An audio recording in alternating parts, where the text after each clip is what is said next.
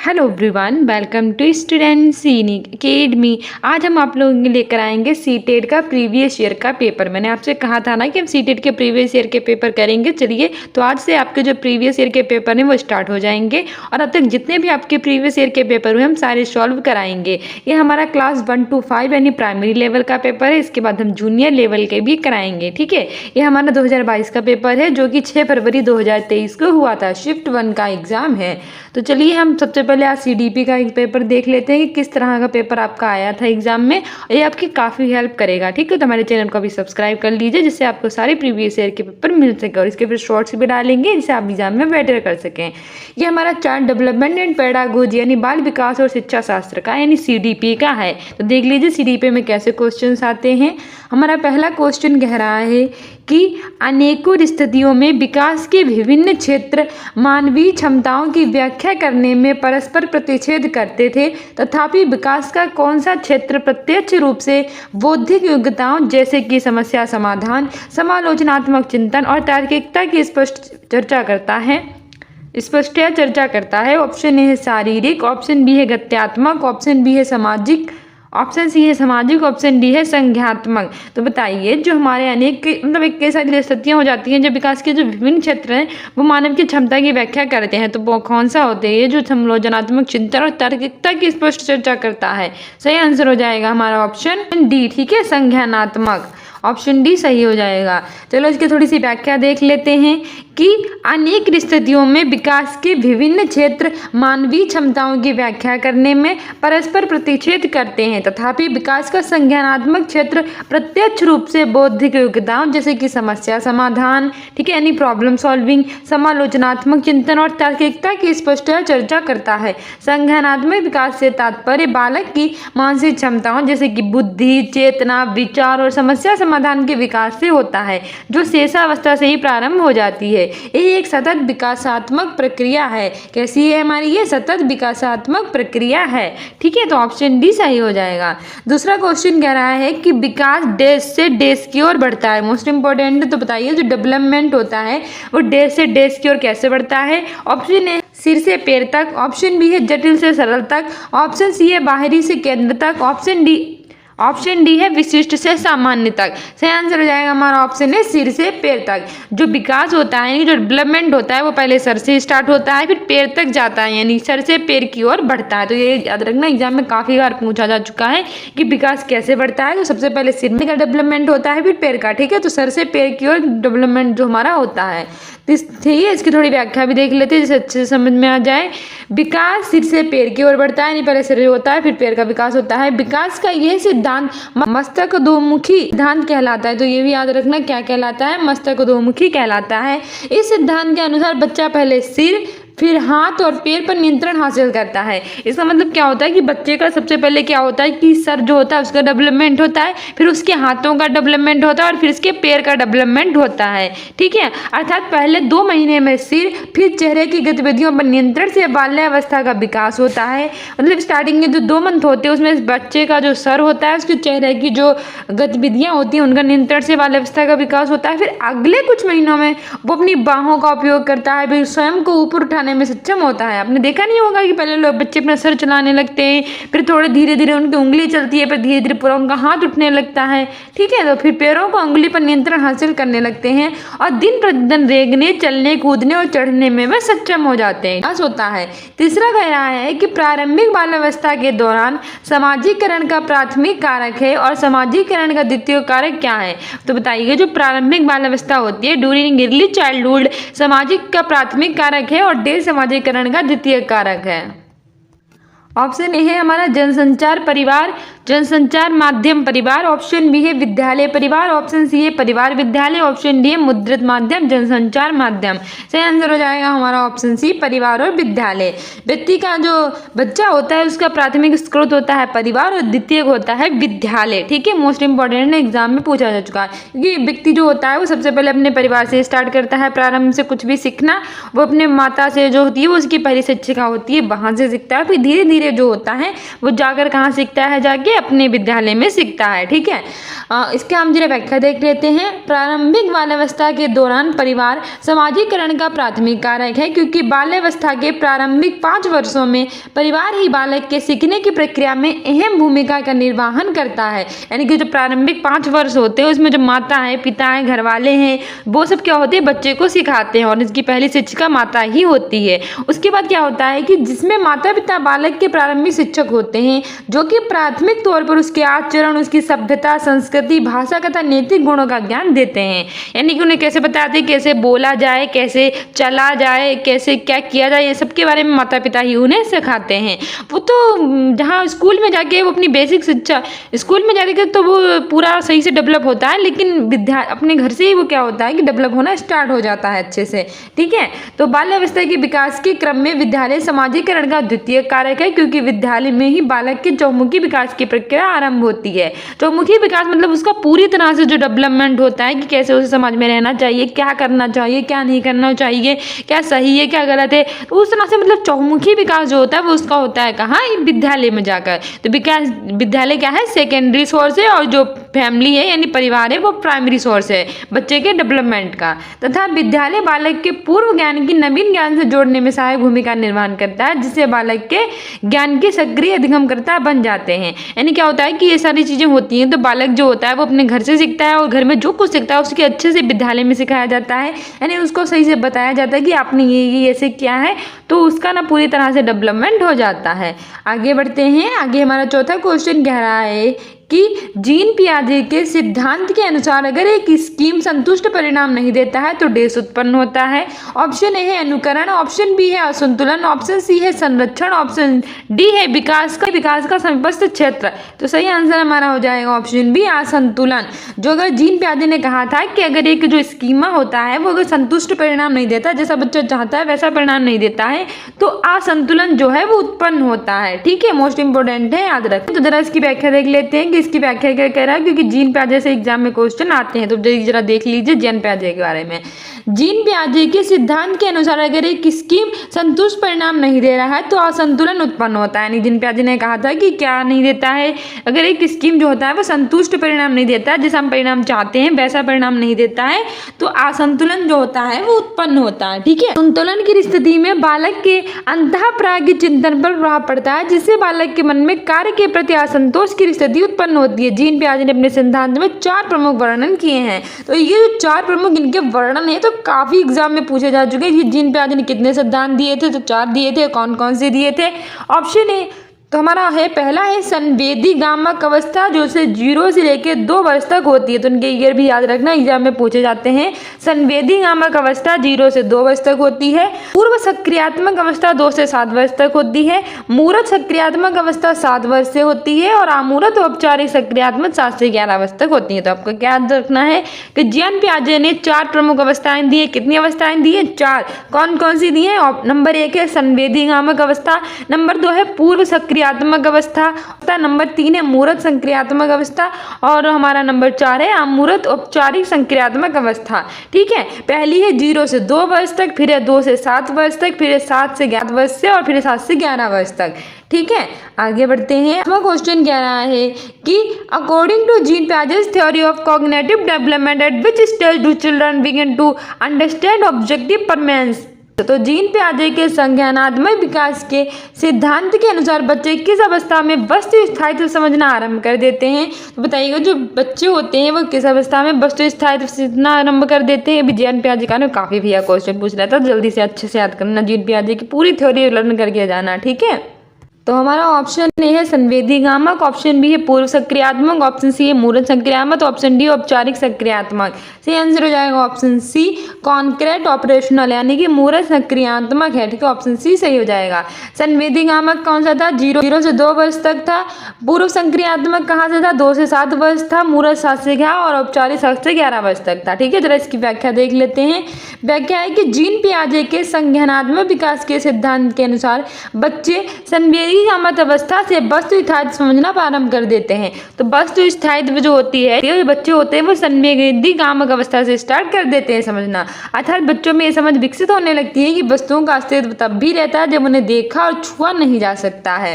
यानी कि बच्चे क्या होते थे पहले, जो हमने देखा होगा कि जो माता पिता होते थे वो चीज़ों को छुपा लेते थे कि चीज़ें गायब हैं, तो बच्चों को लगता था कि सच में गायब हो जाती है। लेकिन जब वो आ जाते हैं हमारे संवेदीगामक अवस्था में तो वो समझने लगते हैं कि जो वस्तुएं हैं वे थोड़ी देर के लिए हमारे आंखों के सामने से हट गई हैं, पर वस्तुएं हैं वास्तव में। जीन पियाजे ने अपने संज्ञानात्मक विकास के सिद्धांत में 4 प्रमुख अवस्था का वर्णन किया। तो मैंने आपको बताया था कि 4 प्रमुख अवस्थाएं हैं।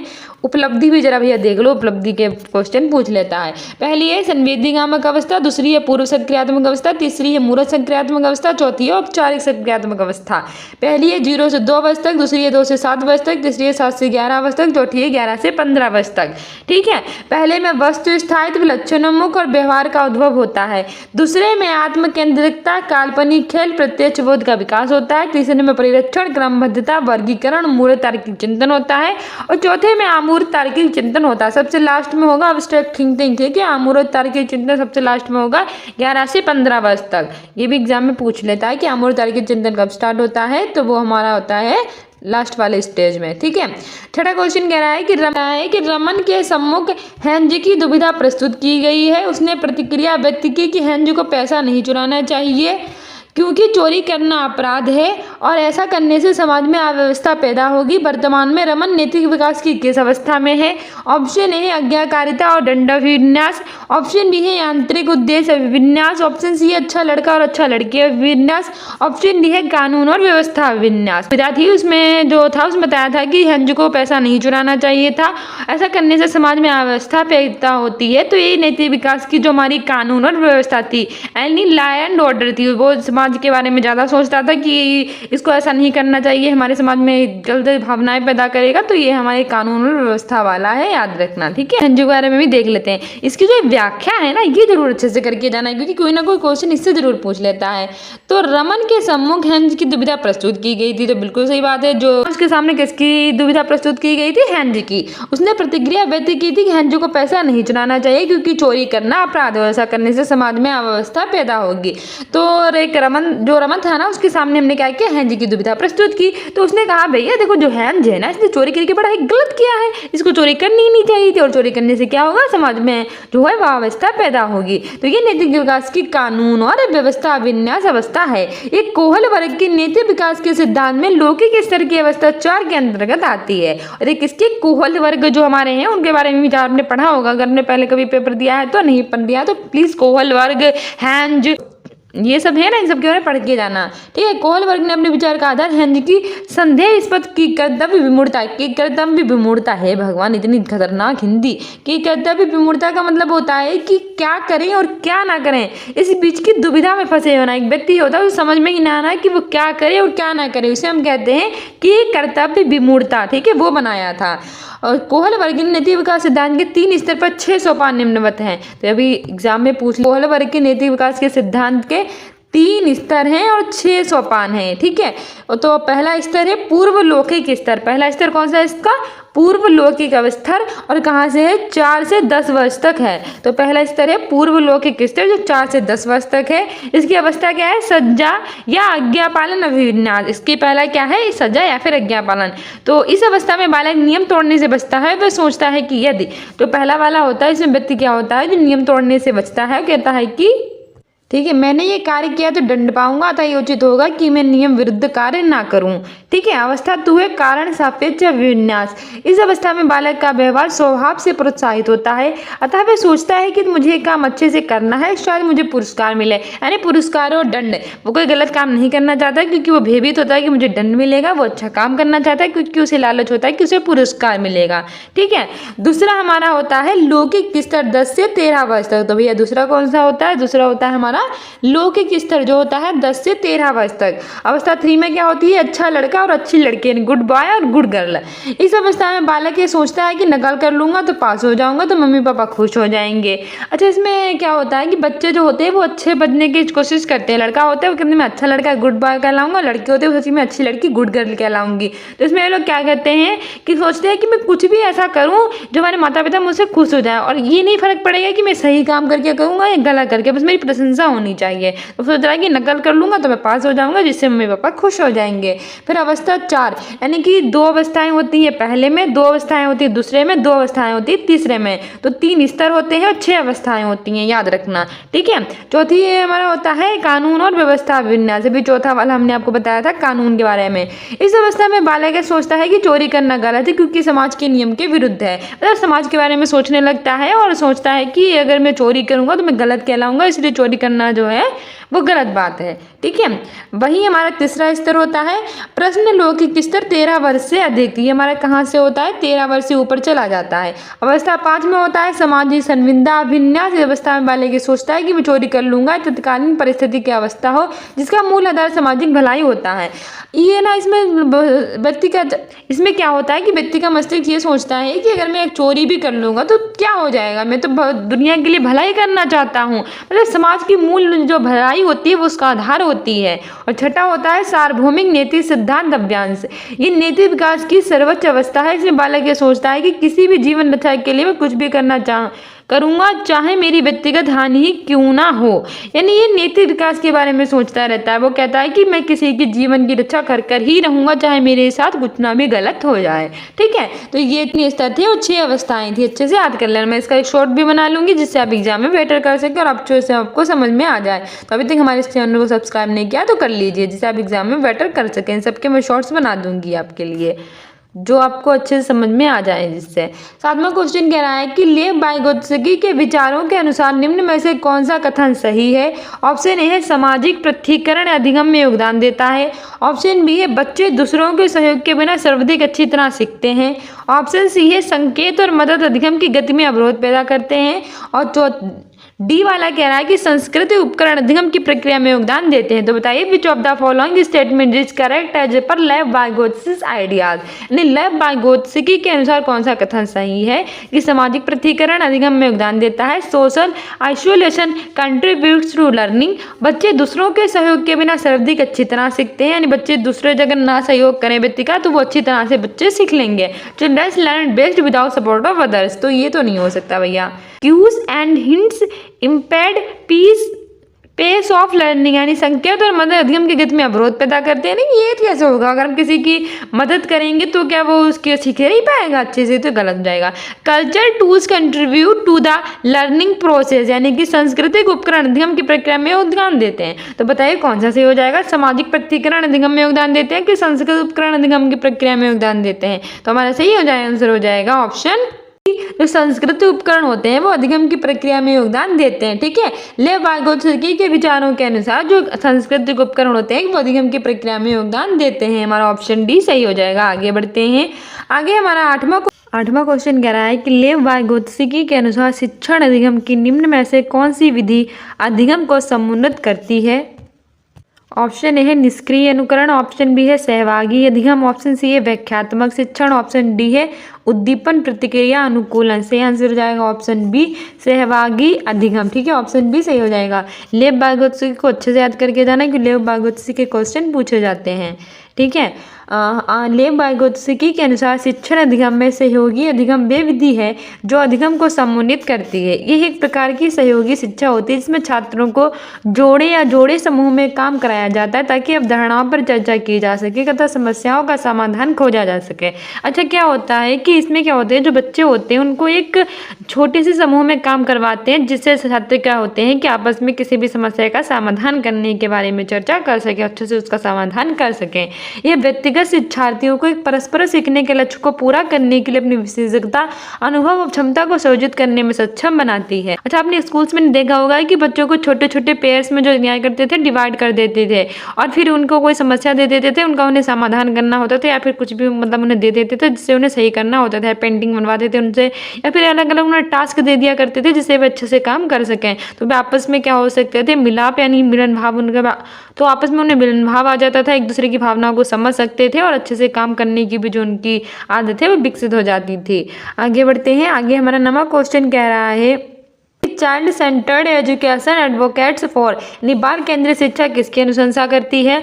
ऑप्शन ए है मानकीकृत पाठ्य चर्चा, ऑप्शन बी है पुरस्कार और दंड का इस्तेमाल, ऑप्शन सी है व्यक्तित्व भिन्नताओं पर ध्यान देना, ऑप्शन डी है सत्तावादी मत का विकास करना। सही आंसर हो जाएगा ऑप्शन सी, व्यक्तित्व भिन्नताओं पर ध्यान देना, जो बाल केंद्रीय शिक्षा है उसकी अनुशंसा करती है।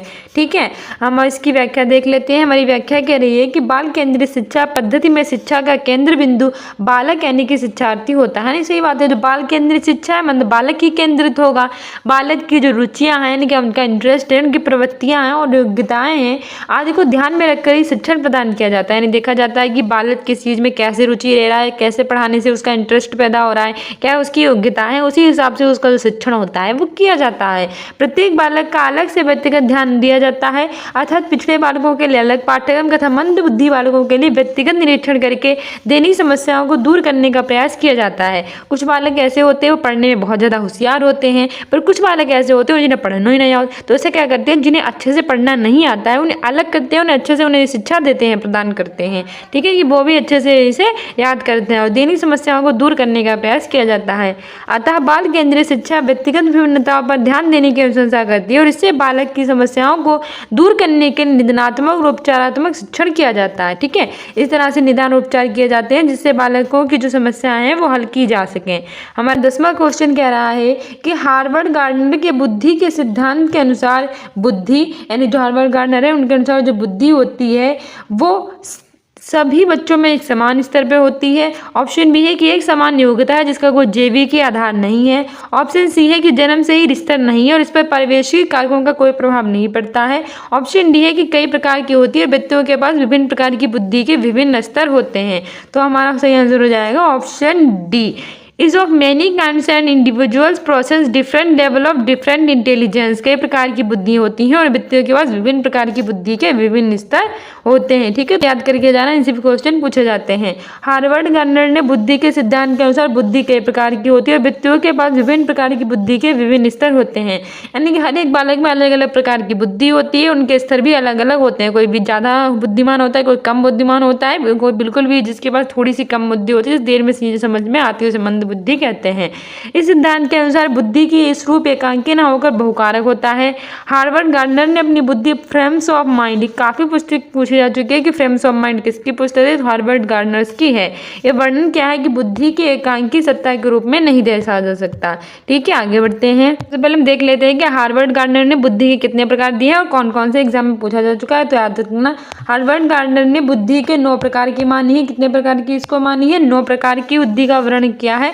नंबर 1 है तार्किक गणितीय, नंबर 2 है भाषाई बुद्धि, कथानिक, चौथी है शारीरिक गतिक, 5वीं है संगीतिक बुद्धि, 6ठी है पारस्परिक बुद्धि, 7वीं है अंतर व्यक्तिगत बुद्धि, 8वीं है प्रकृतिवादी बुद्धि और 9वीं है अस्तित्ववादी बुद्धि। ठीक है, तो जो 9 बुद्धि के प्रकार याद रखना कौन कौन सी है? तार्किक, गणितीय, भाषाई बुद्धि, स्थानिक, शारीरिक गतिक, संगीतिक बुद्धि, पारस्परिक बुद्धि, अंतर व्यक्तिगत बुद्धि, प्रकृतिवादी और अस्तित्ववादी बुद्धि। ठीक है, आगे बढ़ते हैं। आगे हमारा अगला क्वेश्चन कह रहा है कि ये हमारा अभिकथन और तर्क वाला है। तो देख लीजिए हमारा अधिगम क्या कह रहा है। अभिकथन कह रहा है कि अधिगम का सामाजिक रचनावादी सिद्धांत अधिगम की प्रक्रिया को सहज सुगम बनाने के लिए कक्षा में मुद्रित समृद्ध परिवेश के सृजन पर बल देता है। पर हमारा तर्क कह रहा है कि भाषा विकास में जो विद्यालय के परिवेश की कोई भूमिका नहीं है और भाषा विकास पूरी तरह से जैविकी परिपक्वता पर निर्भर करता है। बोथ ए एंड बी सही है। ऑप्शन बी है कि ए और आर दोनों सही है, लेकिन ए आर की सही व्याख्या नहीं है। तो इस तरह से भी बड़े क्वेश्चन पूछे जाते हैं, खतरनाक क्वेश्चन है।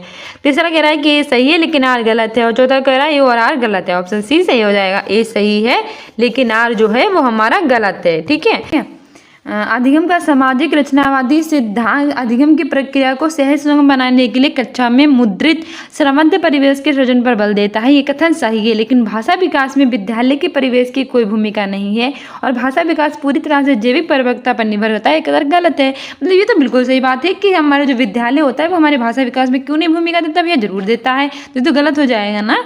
आगे बढ़ते हैं। आगे हमारा 12वां क्वेश्चन कह रहा है boys are very powerful and tough and girls are soft and sensitive, such statement strengthen, मतलब लड़के बहुत शक्तिशाली होते हैं और कठोर होते हैं तथा लड़कियां नरम होती हैं और संवेदनशील होती हैं। इस तरह के कथन किसको बढ़ावा देते हैं?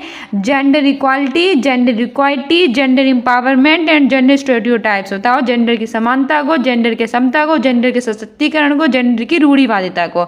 ये किस पर बल देते हैं? तो ऑप्शन डी सही हो जाएगा, जेंडर स्टेरियोटाइप। लोग कहते नहीं है कि तुम लड़कियां हो, तुम बड़ी वीक हो, तुमसे ये काम नहीं होगा, और लड़के होते हैं बड़े शक्तिशाली होते हैं, इनसे बड़े सारे काम हो जाते हैं। तो ये क्या होता है, बहुत दिनों जन्मों जन्म से आज ये रूढ़िवादिता है उनको बढ़ावा देता है, तो जेंडर स्टेरियोटाइप होते हैं। ठीक है, ऑप्शन डी हो जाएगा सही। इस तरह से एग्जाम में क्वेश्चन पूछे जाते हैं। लड़के बहुत शक्तिशाली और कठोर होते हैं तथा लड़कियां नरम और संवेदनशील होती है। इस तरह के कथन जेंडर रूढ़िवादिता को बढ़ावा देते हैं। ठीक है, 13वां क्वेश्चन कह रहा है कि बच्चों की स्वीकृत अधिगम शैलियों में व्यक्तित्व भिन्नताओं को किस प्रकार से संबोधित नहीं किया जाना चाहिए? ऑप्शन ए, उन्हें बहुविध तरीकों से जानकारी प्रस्तुत करके। ऑप्शन बी है, उन्हें बहुविध तरीकों से जानकारियों पर काम करने के अवसर देकर। ऑप्शन सी है, उन्हें बहुविध तरीकों से काम में शामिल होने के अवसर देना। ऑप्शन डी है, उनका बहुविध तरीकों से नामीकरण, लैंगिक व पृथकीकरण, नामीकरण यानी कि लेबलिंग व पृथकीकरण करके। तो बताइए कौन सा हमारा संबोधित नहीं किया जाना चाहिए? डी, उन्हें बहुविध तरीकों से नामीकरण, लेबलिंग व पृथकीकरण करके। यानी कि जो बच्चे होते हैं उन्हें क्या नहीं करना चाहिए कि अलग अलग तरीके से उन्हें लेबलिंग नहीं देनी चाहिए कि इंटेलिजेंट है, कम इंटेलिजेंट है, बुद्धिमान है, कम बुद्धिमान है, इसको बहुत कुछ आता है, इसको बहुत कम आता है, अलग अलग उन्हें नहीं करना चाहिए, क्योंकि इससे बच्चों में क्या होता है कि नकारात्मकता की भावना जो होती है वो आने लगती है और वो स्वयं को क्या समझने लगते हैं, हीन, कि उनसे तो कुछ नहीं होगा, उन्हें कोई काम वाम नहीं आता है, जिससे कि उनका अधिगम प्रभावित होता है। एक शिक्षक को चाहिए कि बच्चों को अनेक तरीके से काम में शामिल होने का अवसर दें और अनेक तरीकों से उनके समझ जानकारियां प्रस्तुत करें, उनकी गतिविधियां कराएं कि जिससे अर्थपूर्ण अधिगम कर सकें। यानी कि उन्हें कई सारी बातें बताएं कि क्या सही है, क्या गलत है, किस काम को कैसे किया जाना चाहिए, ना कि उन्हें लेबलिंग दे कि तुम कम बुद्धिमान हो, तुम ज़्यादा बुद्धिमान हो। इससे क्या होगा कि बच्चे जो होंगे वो सभी चीज़ों को अच्छे से सीख सकेंगे और यही टीचर का क्या होता है, कर्तव्य। ठीक है, क्वेश्चन कह रहा है कि आकलन करने का मुख्य कारण क्या है, यानी कि assessment should be done mainly to. Option A है विद्यार्थियों में परीक्षा के प्रति भय पैदा करना। ऑप्शन बी है अधिगम को अनुकूलतम बनाने के लिए विद्यार्थियों की खूबियों और चुनौतियों की पहचान करना। ऑप्शन सी है विद्यार्थियों के निष्पादन के अनुसार उन्हें आगे कक्षा में प्रोन्नत करना, रोक लेना। ऑप्शन डी है विद्यार्थियों की श्रेणी देना, उन्हें वरीयताओं को वर्गीकृत करना।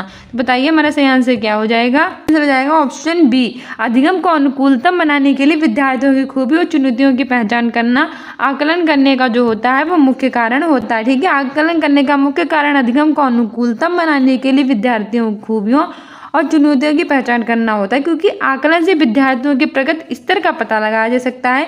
मतलब आकलन करेंगे तो हमें पता चलेगा कि बच्चे को कितना आता है, अभी कितनी और मेहनत करेंगे बच्चे को इतना और आ जाए। ठीक है, पाठ्यक्रम से संबंधित विद्यार्थी के प्रगति और उपलब्धियों की जानकारी एकत्रित करने, वर्णन और विश्लेषण करने का सुनिश्चित और निरंतर प्रक्रिया का आकलन कहा जाता है। आगे बढ़ते हैं। ठीक है, हमारा 15वां क्वेश्चन कह रहा है कि आप अपने विद्यार्थियों में समालोचनात्मक चिंतन को सम्मोहित करना चाहते हैं। ऐसा करने के लिए आप निम्न में से किस कौशल का संवर्धन करना चाहेंगे? ऑप्शन ए है विसारी चिंतन, ऑप्शन बी है स्व चिंतन प्रतिबिंबन, ऑप्शन सी है कंठ स्थिरीकरण, ऑप्शन डी है निष्क्रिय अनुकरण। से बी सही हो जाएगा स्व चिंतन प्रतिबिंबम। ठीक है, यानी सेल्फ रिफ्लेक्शन। अभी तक आपने स्टूडेंट्स यूनिकेडमी को इंस्टाग्राम पे फॉलो ना किया हो तो कर लीजिए स्टूडेंट्स यूनिकेडमी 1 2 3 के नाम से, जिस एग्जाम में आप बेटर कर सकें और सारे सोर्स आपको प्रोवाइड हो सकें। कम्युनिटी पोस्ट में आंसर दिया कीजिए और हमारे किया कीजिए, प्ले लिस्ट सारे देख ली जाइए एग्जाम में बेटर करने के लिए। ठीक है, आप अपने विद्यार्थियों में समालोचना में चिंतन को सम्मोहित करना चाहते हैं तो ऐसा करने के लिए आप सब चिंतन प्रतिबिंब कौशलों का संवर्धन करना चाहेंगे।